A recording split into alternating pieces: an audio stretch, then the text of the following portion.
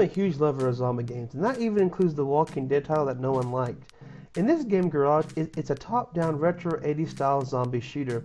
I don't want to spoil the game too much for you, so I want you to experience this as I experienced it, straight up without anybody telling you what's in the game. So let's get straight into this review. In the story, it's pretty simplistic. You play as a drug dealer named Butch, and you fight against hordes of zombies and rats. Yes, rats. These little creatures will be the bane of your existence throughout your playthrough of Garage. The game has 3 difficulty levels, easy, normal, and hard. I'll give you a fair warning. Just because you choose easy doesn't mean the game will be. Garage offers a lot of interesting exploration, which includes you scavenging for weapons, medkits, ammos, and more weapons. There's always that satisfaction of finding a cool new weapon, and it never really gets old. The added bonus is that, unlike Breath of the Wild, which is a Zelda game on Nintendo Switch, the weapon doesn't break during use. That's a big bonus for any gamer.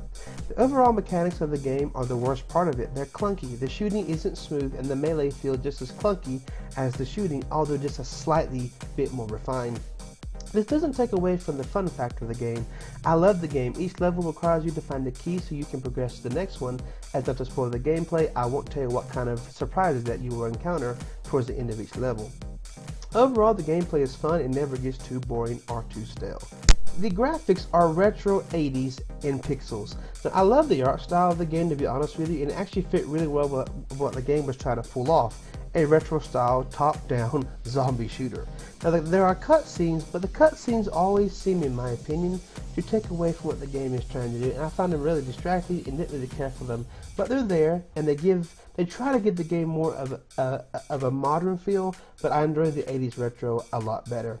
In Garage, there is a lot of amazing sound, and the sound really adds to the intenseness that you feel, because you never know when a zombie or a rat's going to jump out at you and maul you, or you have to fight them off, and when you're low on med packs, that can be a very scary proposition. So I really enjoy the music, and the sounds were pretty awesome, and I think the characters and the models were really well designed. The zombies, the rats, everything, the levels were all done pretty well. Overall, the game does suffer from a few hitches in the technology and in the mechanics, but in my opinion, it never really hampers the gameplay too much.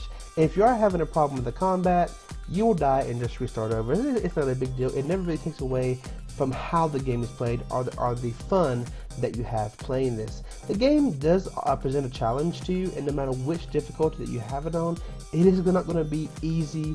It's not going to be normal. It's going to be hard throughout. And that's one thing that I did find out, is most of these indie games, they don't give you an easy or normal. They just make it hard and make you kind of think, hey, this is going to be easy, which is awesome for me because I'm a huge fan of Dark Souls and a veteran of Dark Souls. So it doesn't really make a difference to me if the game is hard or easy. The shooting mechanics and the melee are the only real concerns I had about this game. If they're tweaked with maybe a small update, this game is going to be absolutely one of the best indie games I've played so far this year.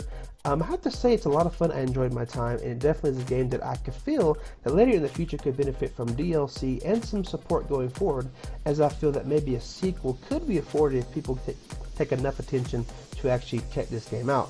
My name is Matt from CoreGamersInc.com, and we give this game a 4 out of 5. The game is fun, but it's held back by those few mechanics that I talked about in the review overall. Hit that subscribe button and become part of our notification squad on YouTube, and check out our website.